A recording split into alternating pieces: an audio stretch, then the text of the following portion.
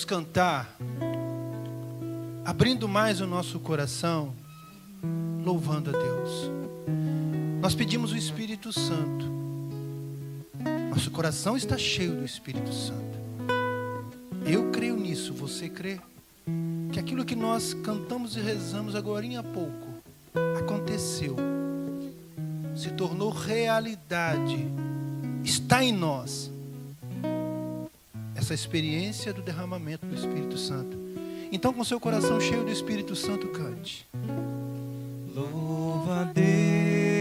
Prepara seu coração. Louva a Deus. Preparemos o nosso coração E ao Senhor para aquilo que o Senhor quer fazer em nós agora, em mim, em primeiro lugar, louva a Deus. e em você. Então canta bonito. Louva. Louva a Deus. Expande o coração, dilata o coração Senhor pelo louvor. Jesus, de quem as bênçãos Do começo, bem bonito. Louva a Deus. Louva a Deus. Canta isso. Louva a Deus. E ao Senhor Jesus, de quem as bênçãos vêm. Se o coração forte, Se o coração canta isso. Solta. Águas vivas. águas vivas do interior irão fluir. Pode ser melhor.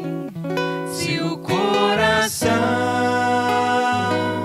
abrir, águas vivas do interior irão fluir. Senhor, a graça que eu te peço agora é de ser tocado, transformado por Ti. Senhor Deus de amor, Deus Pai de misericórdia, Senhor Jesus, Senhor Deus Salvador, Senhor Deus Espírito Santo, Santíssima Trindade, que a igreja celebra hoje, toca o profundo do meu coração, para que coisas novas surjam na minha vida, para que coisas novas brotem do fundo do meu coração. Amém, Senhor. Em nome do Pai, do Filho e do Espírito Santo. Amém. Pega a sua Bíblia na carta de São Paulo aos Filipenses, capítulo 4. Nós vamos ler a partir do versículo 4. Enquanto você pega, deixa eu dizer para você quem sou eu. Eu me chamo Gilson Paixão. Eu sou membro missionário da comunidade Água Viva. Sou casado com a Andréia, que também é missionária dessa comunidade. Temos 4 filhos. E profissionalmente eu atuo como terapeuta de família e de casais, né? Sempre dentro dessa linha de estar ajudando as pessoas a terem uma vida melhor, seja no campo espiritual, seja no campo emocional, seja no campo físico, assim dizendo.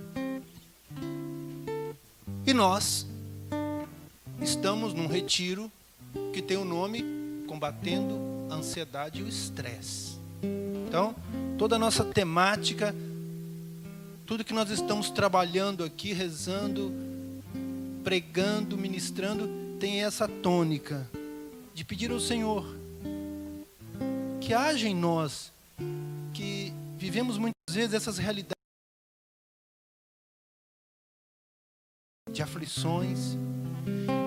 E agora o Senhor traz para nós aqui um antídoto, uma graça, que se nós colocarmos em prática, se nós vivenciarmos isso aqui a partir de agora, muita coisa vai mudar, muita coisa vai tomar rumos diferentes na nossa vida. Nós que vivemos nessa situação de estresse, de angústia, de aflição, de desespero, de medo, de incerteza, muita coisa. Aqui, Paulo já nos convida a darmos testemunhos de homens e mulheres autocontrolados, equilibrados, moderados pela ação do Espírito, pela graça de Deus. O Senhor está próximo. Não vos inquieteis com nada, mas apresentai a Deus todas as vossas necessidades pela ação, pela oração e pela súplica, em ação de graças. Interessante que ele diz, ele coloca um mandamento, ele faz um pedido imperativo e dá uma solução para a gente cumprir aquilo. Ele dá uma ordem: não vos preocupeis com nada. Nada de angústia, nada de inquietação, nada de ansiedade. Mas você não vai ficar parado. Eu não vou me preocupar, eu não vou me angustiar. Não, tem o que fazer, nós vamos nos posicionar. Oração, súplica, ação de graças. Então, portanto, se fizermos isso, a paz de Deus, que excede toda a compreensão, ou seja, a paz de Deus, ela não é compreensível no nosso raciocínio humano, no nosso intelecto, ela transcende, ela ultrapassa. A paz de Deus, que excede toda a compreensão, guardará os vossos corações e pensamentos em Cristo Jesus. Continuando o versículo 8. Finalmente, irmãos, ocupai-vos com tudo o que é verdadeiro, nobre, justo, puro, amável, honroso, virtuoso, ou que de qualquer modo mereça louvor. O que aprendestes e herdastes, o que ouvistes e observastes em mim, Paulo, isso praticai. Então o Deus da paz estará convosco. Palavra do Senhor, graças a Deus. Ok, nós já conceituamos, nós já deixamos assim bem entendido, bem claro, conceitos de ansiedade, de estresse, diante das colocações que foram vividas ontem. Mas eu tive a curiosidade de descobrir qual que era a origem mesmo da palavra ansiedade. Vou até reforçar o que já foi falado antes. A palavra ansiedade, ela é uma palavra que deriva do grego. E ela significa, o sentido da palavra ansiedade é estrangular, sufocar, oprimir.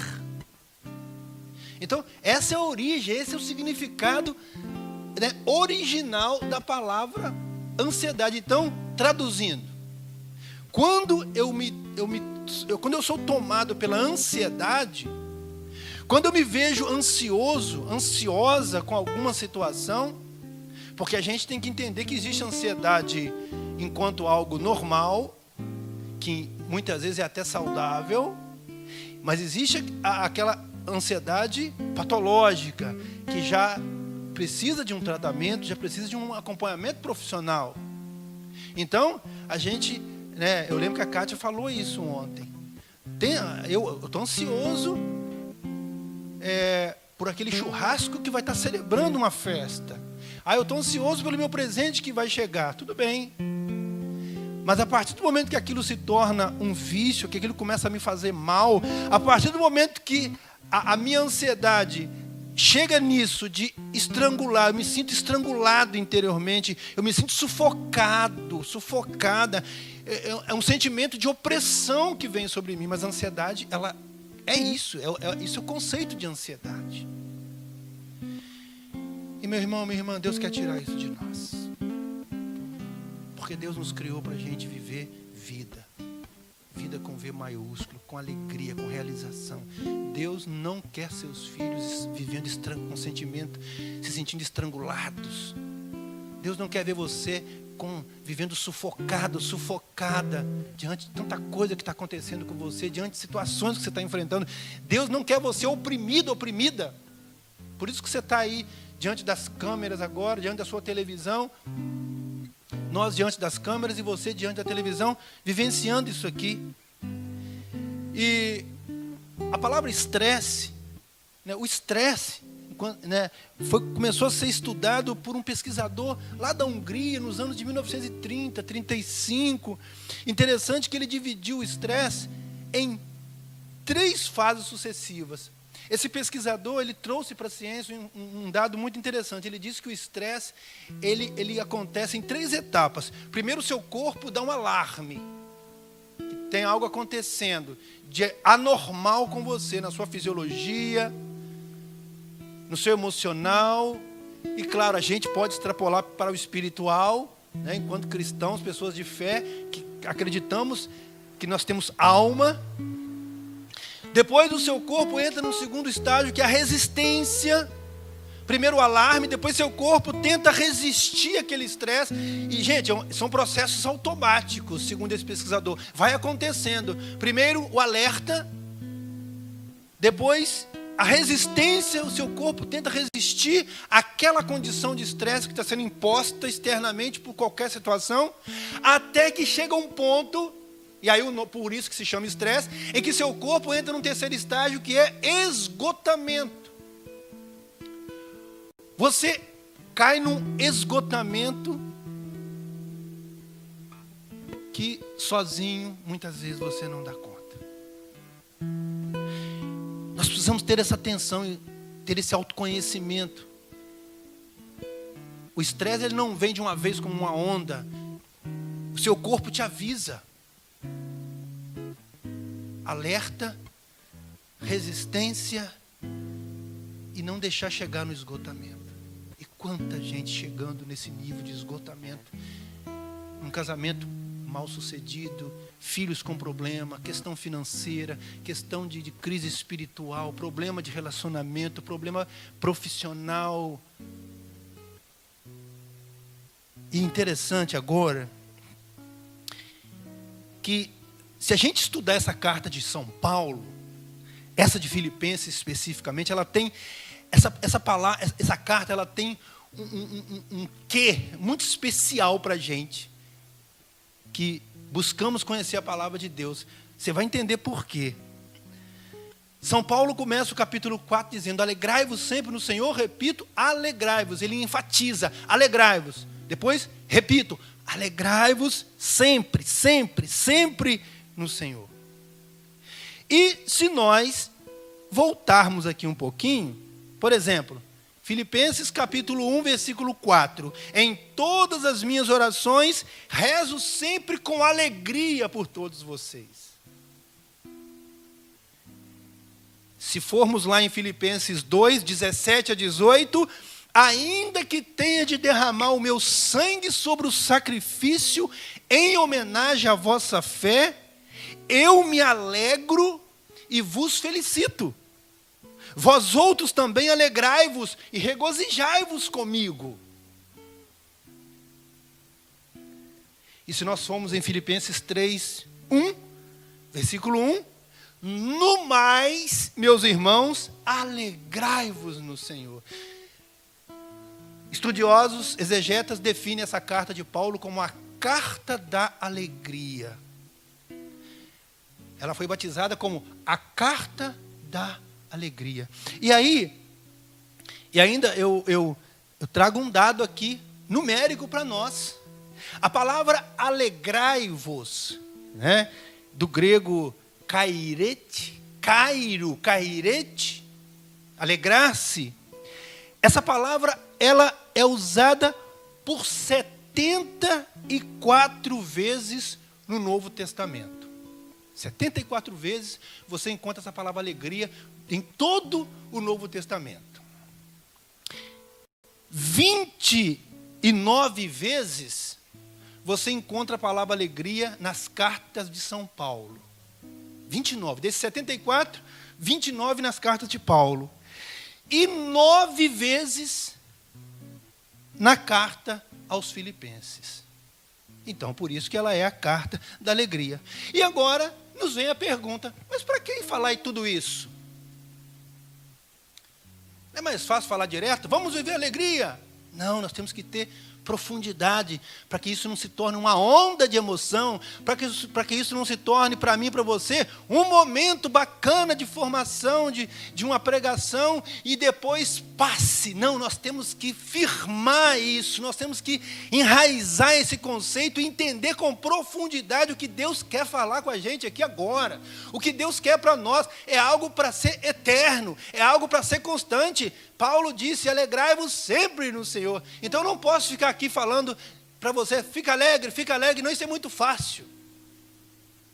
Nós temos que entender qual é o projeto de Deus, qual é o plano de Deus, qual é o propósito de Deus em me sentar no sofá agora, domingo de manhã, e dizer para mim, alegrai-vos no Senhor. Gente, olha só,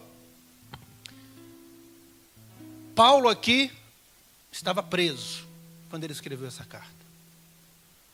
Paulo estava, ou ele poderia estar com uma das mãos acorrentadas, ou os pés, mas no mínimo havia um guarda do lado de Paulo. Paulo estava numa condição muito desconfortável quando ele escreveu essa carta, e recomendando várias vezes aqui a alegria aos seus amados, aos seus discípulos.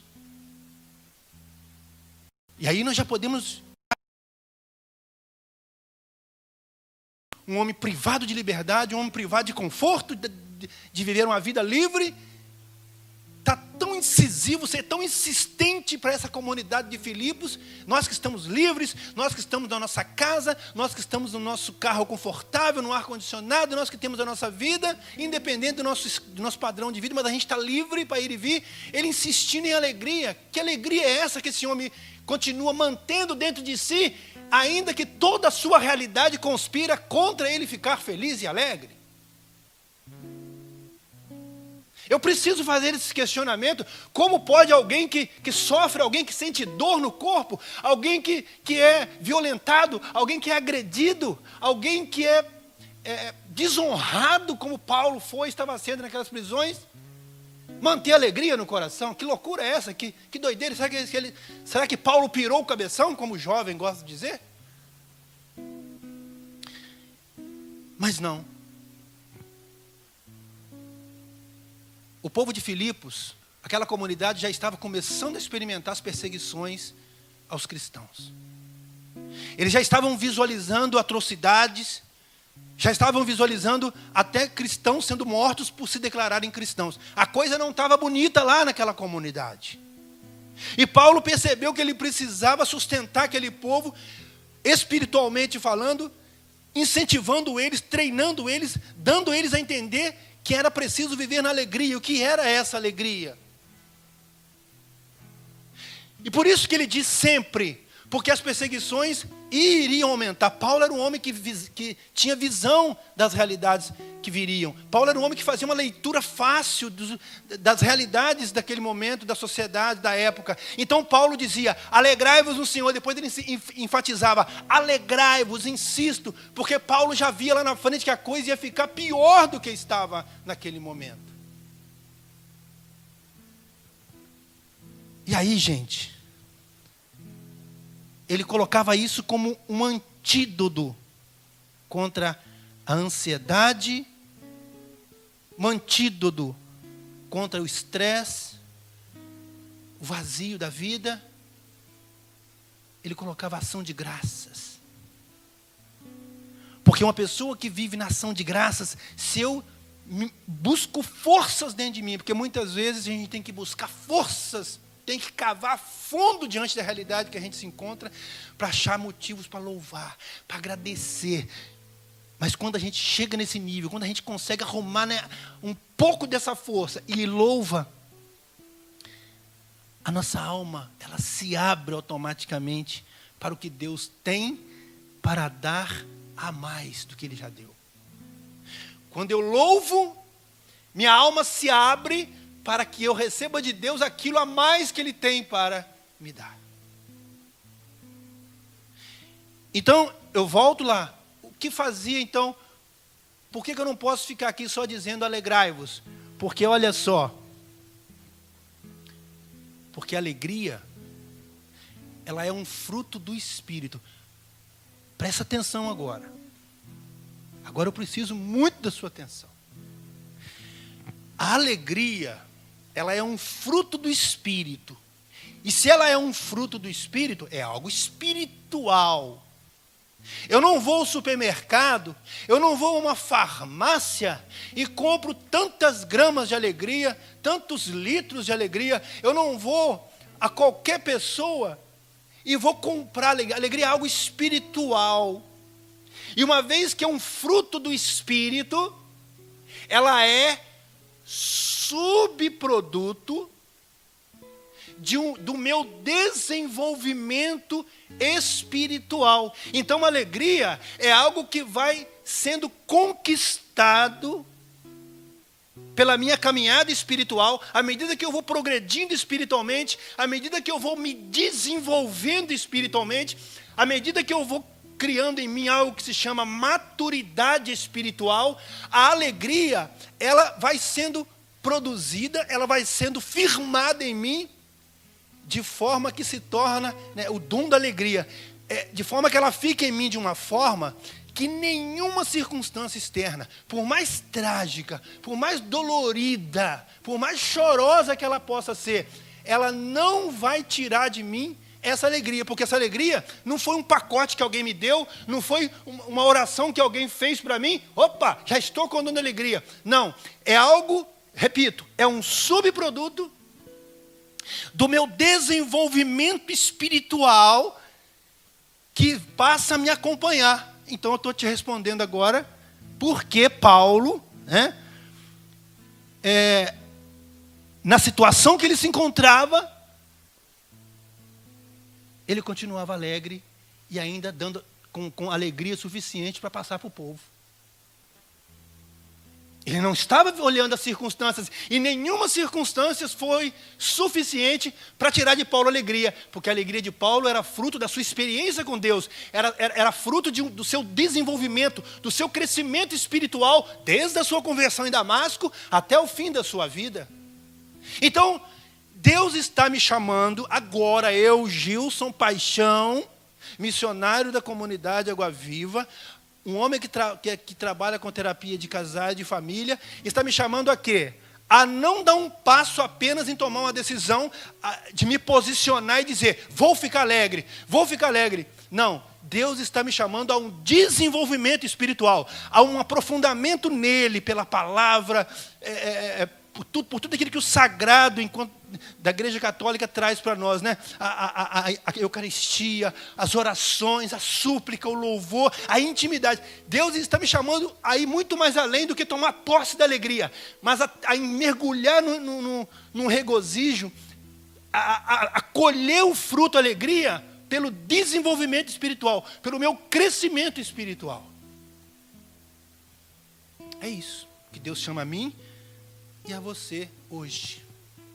Então, quando você lê na Bíblia, alegrai-vos sempre no Senhor, isso é muito mais do que isso que nós estamos lendo. Alegrai-vos sempre no Senhor. Isso é fruto daquilo que a gente vai construir com o tempo. E, infelizmente, nós caímos na ansiedade com facilidade. Infelizmente, a ansiedade, o estresse tem batido em muitas portas, porque as pessoas estão achando que as coisas acontecem por mágica. Eu não estou, pelo amor de Deus, eu não estou criticando você, ou acusando você, ou julgando você que precisa de um medicamento. Já deixei claro que existem, sim, a ansiedade patológica, o estresse que precisa. Você já entendeu, né? Mas nós não podemos ficar vendo uma mudança de vida, uma vida de louvor, de ação de graças, assim, como se fosse um vento que passa, como mágica, mas isso são a alegria, o louvor são subprodutos da nossa vida espiritual. E essa palavra também ela é muito importante porque de todas as palavras bíblicas, de todos os capítulos da Bíblia, desde Gênesis até o Apocalipse. Essa carta, esse capítulo 4 de São Paulo, podemos abrir a carta. É a porção da Sagrada Escritura que mais fala da psique humana. Essa carta ela é altamente psicológica, ela é altamente terapêutica, e eu vou te provar. Primeiro, quando Paulo fala em alegria, se nós observarmos do versículo 1, depois pularmos para o versículo 2 e chegarmos no versículo 4, nós vamos perceber 3 aspectos. No versículo 1 diz: em todas as minhas orações, rezo sempre com alegria por todos vós. Aqui, Paulo tem uma preocupação em firmar no coração da comunidade a sua aliança com Deus, a sua decisão de ter uma vida com Deus. A preocupação de Paulo ali é a comunidade com Deus, é eu com Deus, a minha decisão de seguir a Deus, a minha decisão de mudar de vida, a minha decisão de ser íntimo de Deus, íntima de Deus, de mudar os rumos da minha vida. De não ficar na superficialidade da fé, não ficar na superficialidade cristã, mas firmados em Deus. Então, o primeiro aspecto é a preocupação da aliança do povo com Deus, da comunidade com Deus. Depois, no versículo 2, ele diz: eu exorto a Evódia e a Sintique a serem unânimes no Senhor. Aqui, o segundo aspecto, aqui Paulo está preocupado com a comunhão da igreja. Aqui ele chama a atenção da atenção que a comunidade de Filipos precisa ter com a igreja, comunhão com a igreja. Primeiro, entre eles com Deus, a comunidade com Deus. Depois, a comunhão da igreja. E a partir do versículo 4, muda toda a tônica da palavra de Paulo, desse trecho, desse capítulo. Ele vai para o outro lado. Aqui, o terceiro aspecto, Paulo está preocupado em as pessoas ficarem bem consigo mesmas. Eu estar em harmonia comigo mesmo, eu estar bem comigo mesmo, e ele dá o único remédio, o único antídoto, para que o povo não ficasse ansioso, para que o povo não caísse em angústia, em desespero, em medo, em pavor. Paulo diz: alegrai-vos sempre no Senhor. Aqui Paulo está dizendo: eu estou preocupado agora com você, com o seu equilíbrio emocional, espiritual e físico. Eu estou querendo que você fique bem com você, então eu estou te exortando: alegrai-vos sempre no Senhor. Gente, você sabe qual que é o conceito de alegria? Eu fui lá no dicionário pegar. A palavra alegria é qualidade ou estado de quem tem prazer de viver, de quem denota jovialidade. Então, uma pessoa alegre é uma pessoa que tem prazer em viver. Uma pessoa que tem jovialidade. Você pode estar com 100 anos, mas você é jovem. Você vive a jovialidade do espírito, da vida. Você é alegre. Você quer viver, você quer ir para frente, você quer caminhar. Você vê que tem ponte, que tem estrada para caminhar. E ainda, aprofundando mais no conceito de alegria, alegria é aquilo que tem ou em que há alegria. Ou em que há alegria. Que tem ou em que há alegria. Ou que a inspira. O conceito de alegria inclui quem inspira. É aquilo, olha só, vou ler de novo. Que tem, em que há alegria, ou que a inspira. Paulo mostra aqui que ele inspirava alegria à comunidade. Meu irmão, minha irmã, o que Deus quer fazer em nós aqui, já está fazendo, né? Com certeza. Desde ontem. É que a gente não só solidifique, firme dentro de nós com maturidade, a alegria. Que a gente desenvolva esse subproduto da nossa vida espiritual, do nosso desenvolvimento espiritual, do nosso crescimento espiritual, de uma forma tal que a gente inspire o outro. E você? Tem inspirado alegria no coração das pessoas que estão à sua volta? Ou tem sido um muro de lamentações? Às vezes a gente precisa se fazer essa pergunta. Eu tenho sido inspiração de alegria para o outro? A minha fala, meu semblante, meus pensamentos, minha postura, minha compostura, meu comportamento. Eu tenho sido inspiração de alegria, de motivação, de disposição, de luta, de acreditar, de avançar?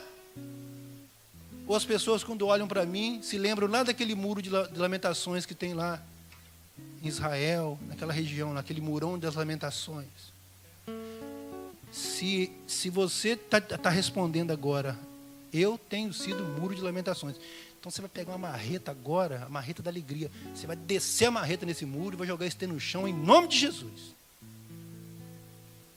Então você passa a mão na marreta do Espírito, da oração, da ação de graças. Interessante que Paulo fala oração, súplica e ação de graças. Gente, nós precisamos entender também algo aqui que é muito importante. Deixa eu botar aqui, que é o seguinte. Existe uma diferença entre louvar, reverenciar e agradecer.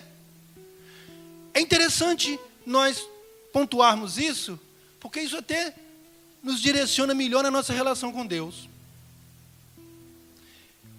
Louvar, se a gente for olhar lá no dicionário, significa exaltar, glorificar, elevar.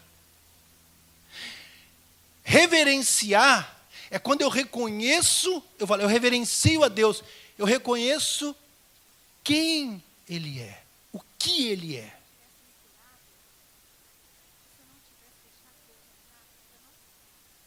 Eu reverencio Deus. E quando eu agradeço, agradecer é você agradecer. A palavra agradecer é agradecer, gratidão, externar gratidão por aquilo que fizeram por você. Quando eu digo, Senhor, eu te louvo, eu estou dizendo para Deus, Senhor, eu te louvo pela tua grandeza. Quando eu louvo a Deus, eu estou reconhecendo a grandeza dEle. Quem Ele é? Ele é Deus. Eu te louvo pela tua grandeza, pelo poder do teu nome, pela tua majestade, pelo que o Senhor é, meu Deus. E a reverência, a adoração é, quem é Ele? É Deus. É Deus, é soberano. E quando eu agradeço, Senhor, eu te agradeço pela cura dessa dor de cabeça, pela cura da minha ansiedade. Senhor, eu te agradeço pela faculdade do meu filho. Senhor, eu te agradeço pelo meu casamento. Agradecimentos por essa carona que apareceu, por esse dinheiro que surgiu da minha conta, do meu plano, da minha previdência, que eu pude pagar minhas dívidas. Eu estou agradecendo a Deus pela ação dEle na minha vida. Mas hoje Paulo, ele nos convida a alegrarmos, mas manter essa alegria. E aqui, gente, a palavra diz, e a paz de Deus guardará os vossos corações. A paz de Deus, ela não pode ser imposta, mas é uma paz que pertence a todos aqueles que se abrem a Deus em ação de graças e súplica. Ou seja, nós estamos falando de coisas automáticas. Quando eu me coloco a agradecer, quando eu me coloco a louvar, quando eu reverencio a Deus, automaticamente acontece um processo de entrada da paz, da manutenção da paz em mim, que harmoniza o meu coração. que harmoniza a minha mente, que me acalma, que me tranquiliza. A paz, então, ela não é imposta, mas ela acontece pela minha abertura de coração em agradecer, em louvar. Porque, gente, quando eu louvo a Deus, algo acontece. Deus não precisa do nosso louvor, mas quando a gente louva, algo acontece. Não cai no vazio. Se eu louvar, então, pela minha dor de cabeça, não estou dizendo que você vai ser curado, mas o seu louvor pela sua dor de cabeça, o seu agradecimento. Senhor, eu te agradeço por eu estar com dor de cabeça. Eu te louvo porque o Senhor é Deus, o Senhor permitiu que toda essa situação acontecesse na minha vida. Independente das circunstâncias pela qual estou louvando, algo acontece. Segundo o desígnio de Deus, não é barganha. Eu louvo a Deus pelo que Ele é, pelo que Ele me dá, pelo que Ele faz. Eu não estou preocupado aqui e nem exigindo nada dEle, não é barganha. Eu louvo. E Deus faz o que Ele quer, mas Deus gosta de ver a gente louvando Ele. E lá em Tessalonicenses, você não precisa pegar, mas lá em 1 Tessalonicenses 5,16, diz assim: ficai sempre alegres. Olha só, Paulo de novo lá com o povo de Tessalônica, outra comunidade. Ficai sempre alegres, orai sem cessar. Sempre Paulo fala, que ele fala da alegria, ele vem acoplado. Reze, louve, bendiga o Senhor. Lembra lá? Subproduto do meu desenvolvimento e crescimento espiritual. Não tem como viver alegria se não tiver oração, se não tiver súplica, se não tiver adoração, se não tiver louvor, se não tiver ação de graças. Não se encontra alegria em pacote de supermercado. E está aqui, ó. Em todas as circunstâncias dai graças. Em todas. Acabei de falar aqui. Sejam circunstâncias ruins, sofridas. Sejam circunstâncias boas. Mas você está maluco? Não. Paulo está dizendo em todas, ele não abre exceção.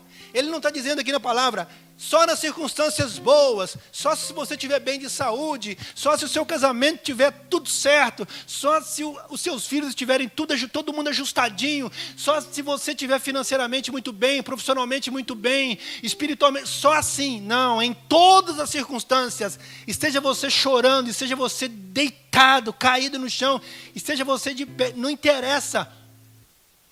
Orai sem cessar, dai graças em todas as circunstâncias. Sabe por que Paulo fala isso?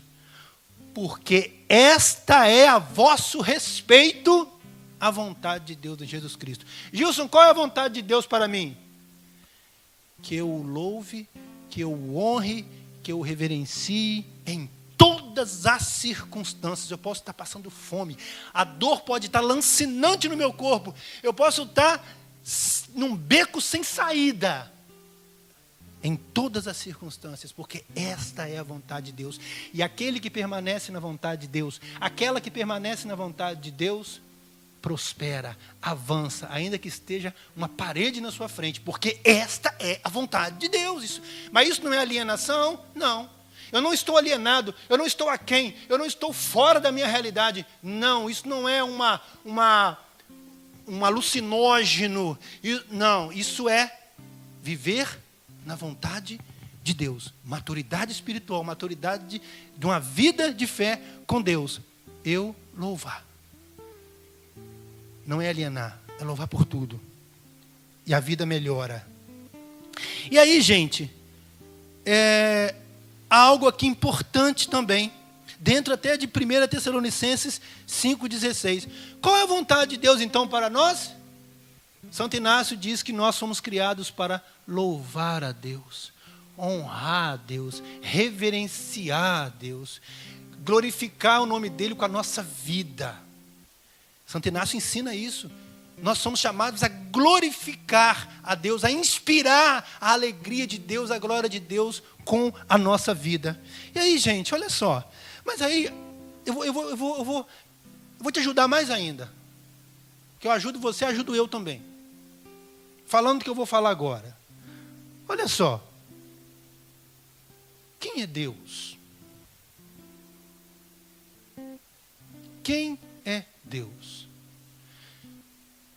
Deus é a primeira pessoa da Santíssima Trindade. É o Criador de todas as coisas. Deus também é o único. Dentre tudo que possa te dar alegria, dentre tudo que possa trazer felicidade ao seu coração, Deus é o único que pode de fato te dar uma alegria que circunstância externa ou interna nenhuma possa abalá-la. Tem um autor que diz que Deus é um bem tão especial que ele classifica Deus como um bem eterno, perfeito e imutável. Ele diz: que bem existe nesse mundo que possa me manter alegre, que possa manter a minha alegria, que possa me manter feliz, apesar de tudo que eu possa estar vivendo.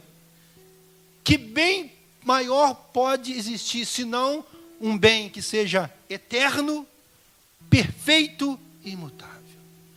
Vamos fazer umas matemáticas aqui. Olha só. Se a gente entra naqueles sites de astronomia, aquele povo que estuda os planetas, o universo, sabe o que a gente vai perceber lá? Olha só, meu irmão. Olha só, minha irmã. Olha se isso já não é motivo de nós louvarmos a Deus pelo resto dos nossos dias. Olha só. A estrela mais próxima da Terra é o Sol. E eu fui buscar informação disso aqui.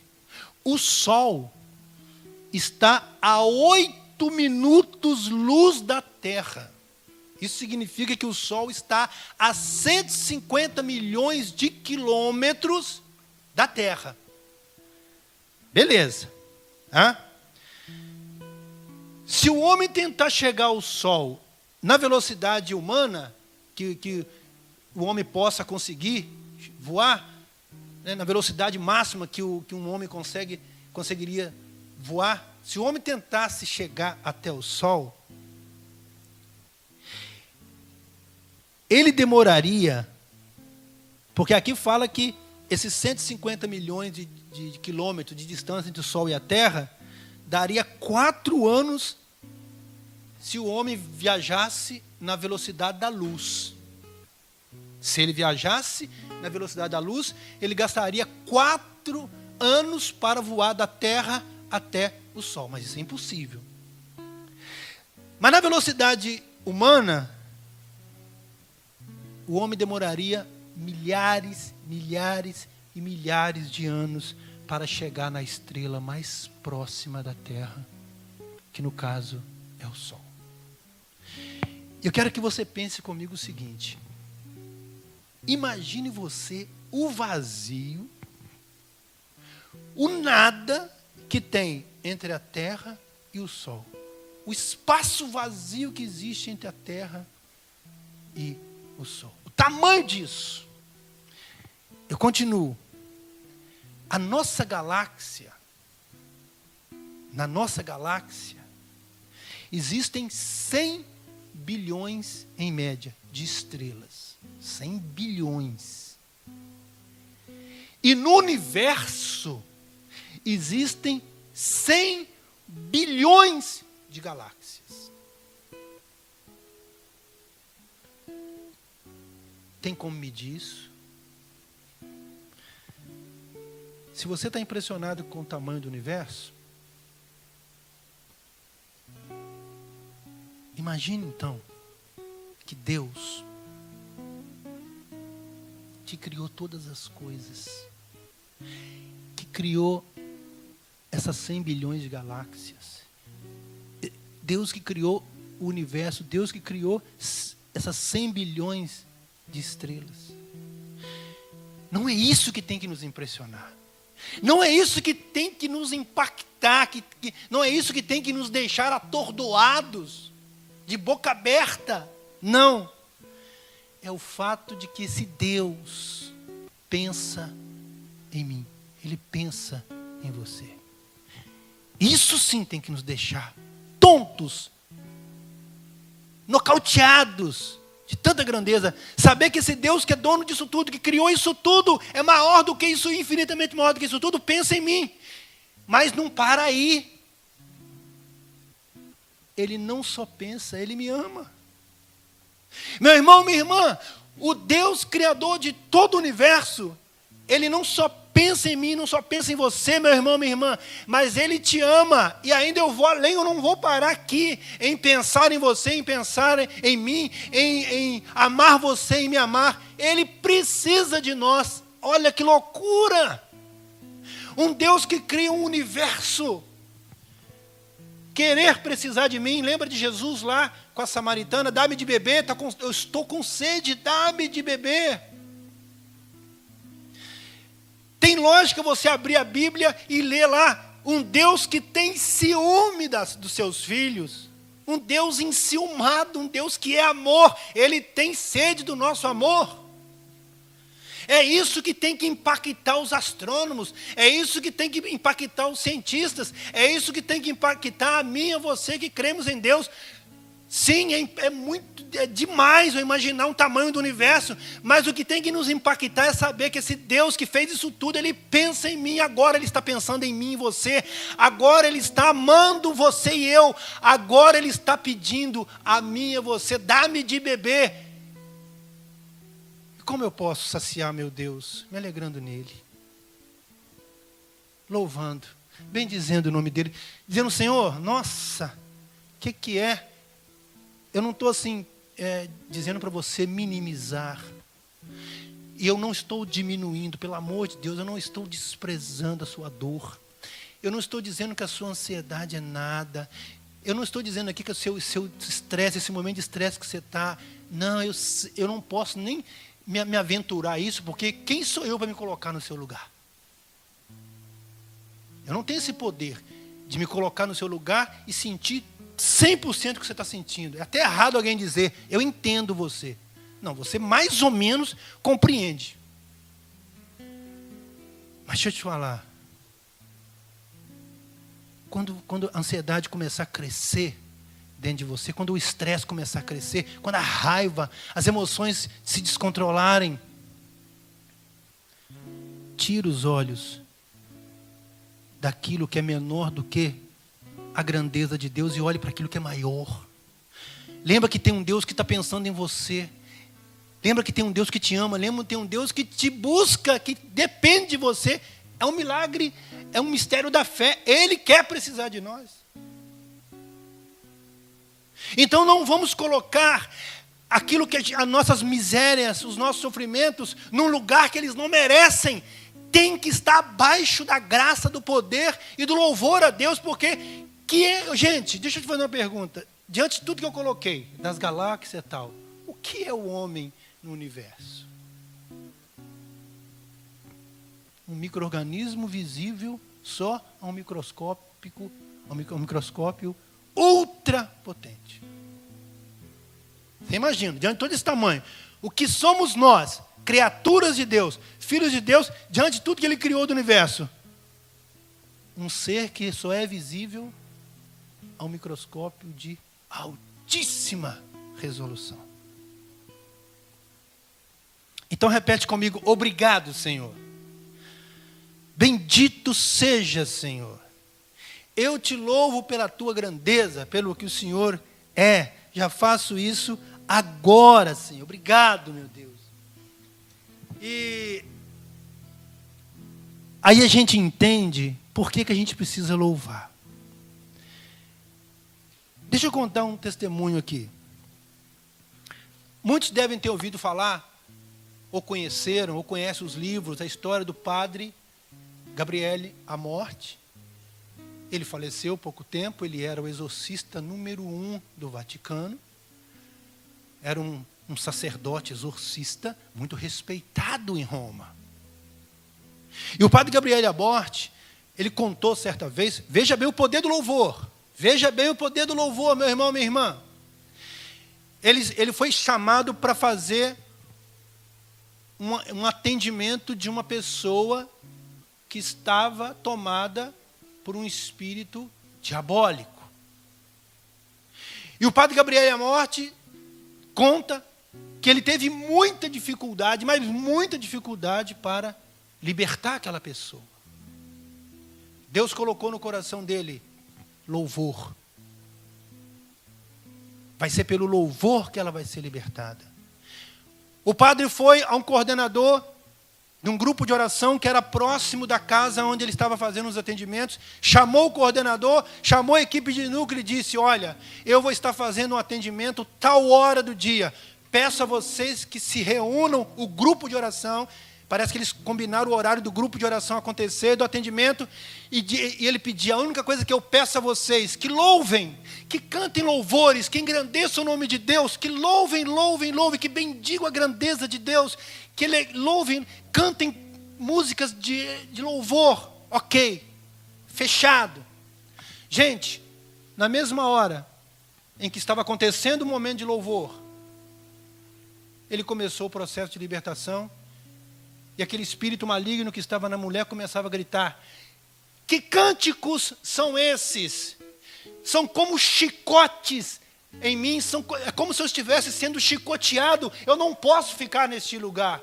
E as pessoas cantando, bendizendo, adorando, louvando o nome de Deus. E o espírito maligno: eu preciso sair porque são como chicotadas que eu estou levando agora. E a libertação aconteceu.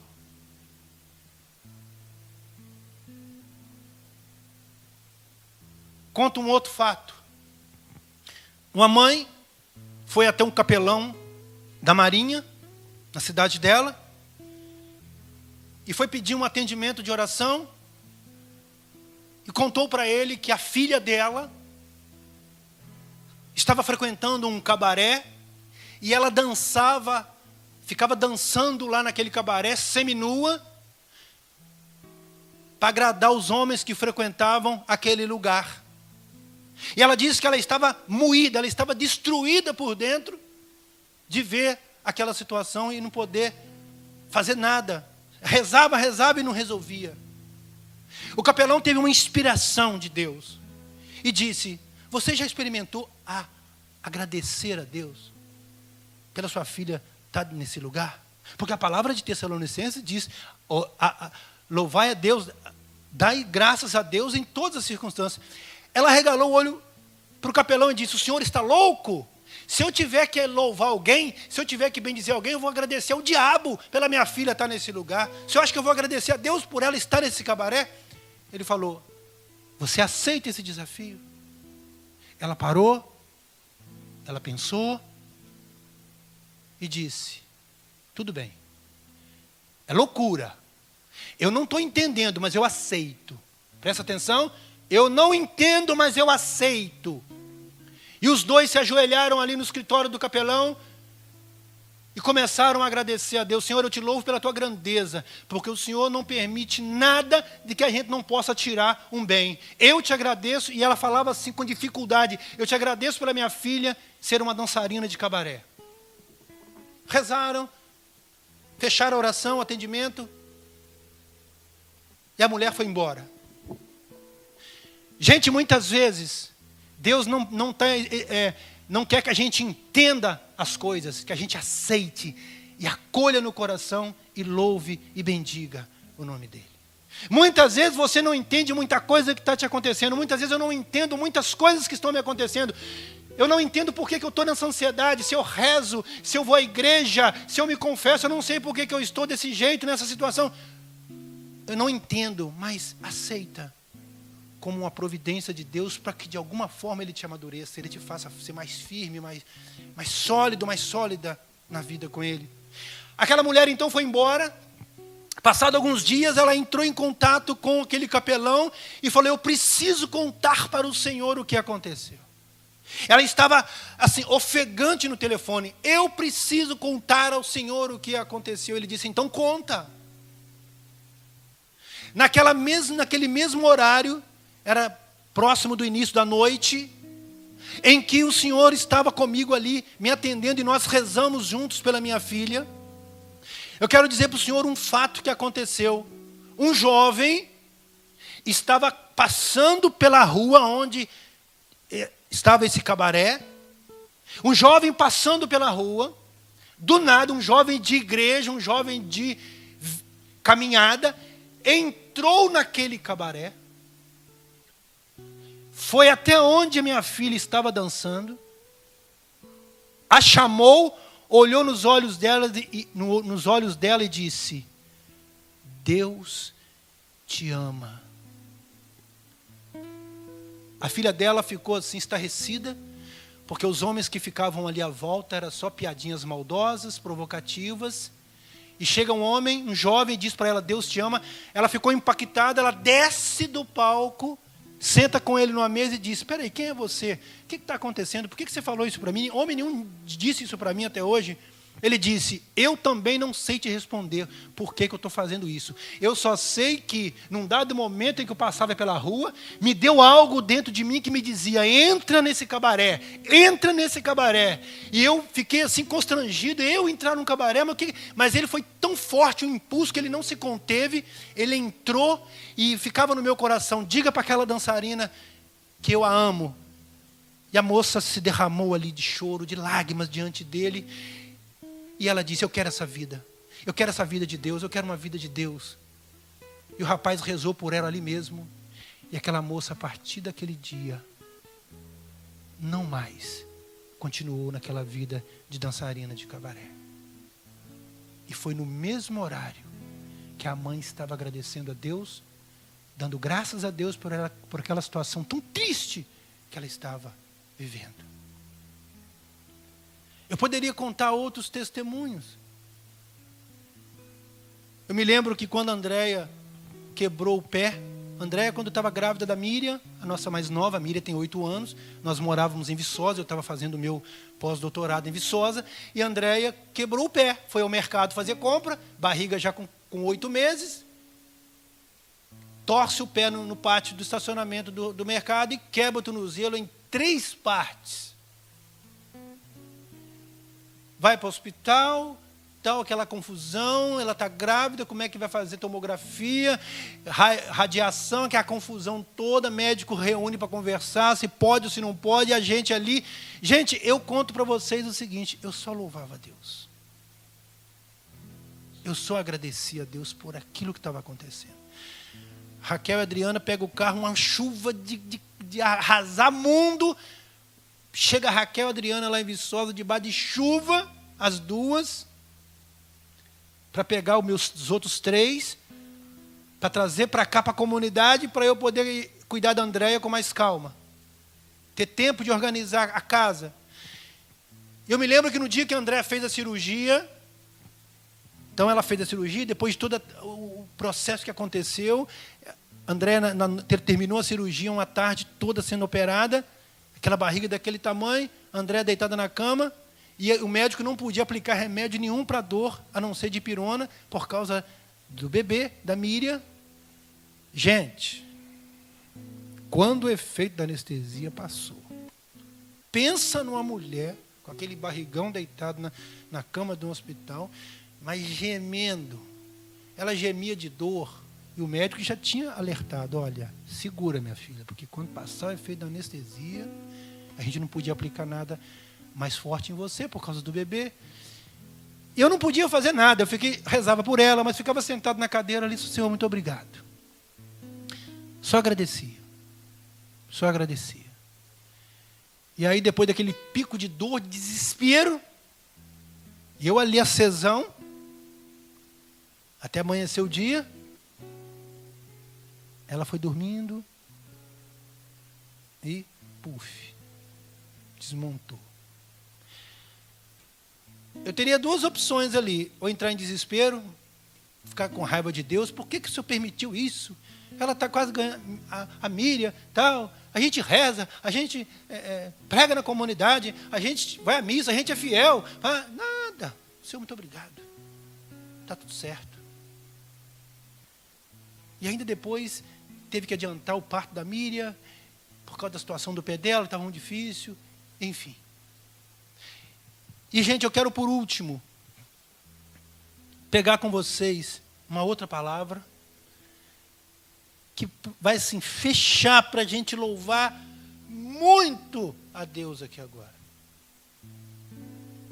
Está lá em 2 Crônicas, capítulo 20. Eu quero fechar com essa palavra maravilhosa, que dá para nós uma grande lição, é um protocolo de como agir diante de momentos de medo, de tensão, de ansiedade, de desespero, de não saber o que fazer. 2 Crônicas 20. A minha tradução está diferente da sua, mas eu vou pegando alguns pontos aqui para a gente preparar o nosso coração para a gente poder rezar. Conta do ataque do exército inimigo ao povo de Israel, que tinha como rei na época Josafá. E Josafá era um rei que temia a Deus, que honrava a Deus. E aí, veja o que diz a palavra. Os moabitas, depois disso, 2 Crônicas 20, depois disso, os moabitas e os amonitas, acompanhados dos meunitas, vieram lutar contra Josafá. Presta atenção. Informaram isso ao Josafá dessa forma. Olha o exagero. Uma multidão já é um monte, multidão imensa, marcha contra ti do outro lado do mar, de Edom. Já estão em Assantomar, que é em Gade. Então Josafá recebe uma notícia impactante, e a palavra diz que ele sentiu medo. Josafá sentiu medo. Gente, sabe qual é a diferença entre o corajoso e o medroso? O corajoso, ele sente medo, mas ele não fica no medo, ele avança. Todo corajoso sente medo, mas ele avança. O medroso paralisa no medo. Ele para. Então, versículo 3. Josafá ficou com medo e se voltou para Yahvé. Olha que interessante. Emoção, medo, ansiedade, angústia. Mas ele se volta, ele corre para Deus. Ele tira os olhos da situação caótica e levanta os olhos em alguém que é maior do que a situação que se criou ali, Deus. O povo de Judá se reuniu para buscar socorro junto de Yahvé. Todas as cidades de Judá acudiram para buscar socorro de Yahvé. Eu quero que você preste atenção agora no versículo 5, na oração que esse homem fez. Durante essa assembleia de Judá e dos habitantes de Jerusalém, no templo de Yahvé, Josafá pôs-se de pé no pátio, postura, colocou-se de pé e exclamou: Yahvé Deus, Yahvé Deus de nossos pais, não és tu o Deus que está nos céus? Não és tu que dominas sobre todos os reinos das nações? Em tua mão estão a força e o poder, e ninguém te pode resistir. Não és tu que és o nosso Deus, que diante de Israel, teu povo, desalojastes os habitantes desta terra? Não adeste a raça de Abraão, a qual amarás para sempre? Relembrando dos feitos passados. Isso é uma pedagogia da alegria. Recordar os feitos passados. Trazer na memória as coisas boas que Deus já fez na nossa vida. Isso firma alegria em nós. Nela, versículo 8. Nela se estabeleceram e construíram um santuário para o seu nome, dizendo: se nos sobrevier alguma desgraça, guerra, punição, peste ou fome, compareceremos diante deste templo e diante de ti, pois teu nome está neste templo. Do fundo de nossa angústia, clamaremos a ti. Tu nos ouvirás e nos salvarás. No seu estresse, nas suas crises de ansiedade, nas suas angústias, você tem clamado a quem? Você tem ido buscar o quê como socorro, como solução para a sua vida? Eis agora, versículo 10, eis agora os amonitas, os moabitas e os habitantes das montanhas de Seir através dos quais não deixaste Israel passar quando vinha da terra do Egito, de sorte que se afastou deles sem o destruir. Eis que nos pagam, vindo expulsar-nos das posses que nos deste em herança. Ó nosso Deus, versículo 12, ó nosso Deus, não exercerá justiça sobre eles, posto que não temos força diante dessa multidão imensa que nos ataca. Senhor, nós estamos fracos. Senhor, olha a realidade do meu exército, nós estamos fracos. Pode ser que você se sente agora fraco, fraca, abatido, abatida, mas Deus não te desampara, Ele te chama a ficar de pé. Versículo 13, todos os habitantes de Judá se mantinham de pé na presença de Yahvé, junto com suas famílias, suas mulheres e seus filhos. No meio da assembleia, o Espírito do Senhor desceu sobre Jaziel, que era um músico do rei, filho de Zacarias. E aí Deus falou através desse músico. Veja a providência. Deus não escolheu um sacerdote. Deus não levantou um profeta para falar. Deus escolheu um músico. Deus já estava sinalizando: eu quero louvor, eu quero música, eu quero alegria nesse momento. Nada de desespero, nada de ansiedade, nada de angústia, nada de estresse.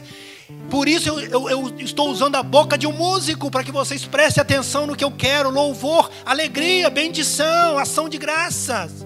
Deus levantou um músico no meio deles para dizer em profecia: prestai atenção, vós todos de Judá e habitantes de Jerusalém, e tu, ó rei Josafá, assim fala o Senhor: não temais, não vos deixeis atemorizar diante dessa imensa multidão, pois essa guerra não é vossa, mas é minha. Deus sabe o que você está vivendo, porque você é dele. Deus te conhece. A sua guerra, a sua luta não é sua, é de Deus. Não que você vai cruzar seus bracinhos agora e vai ficar sentadinho no sofá esperando ele vir, não.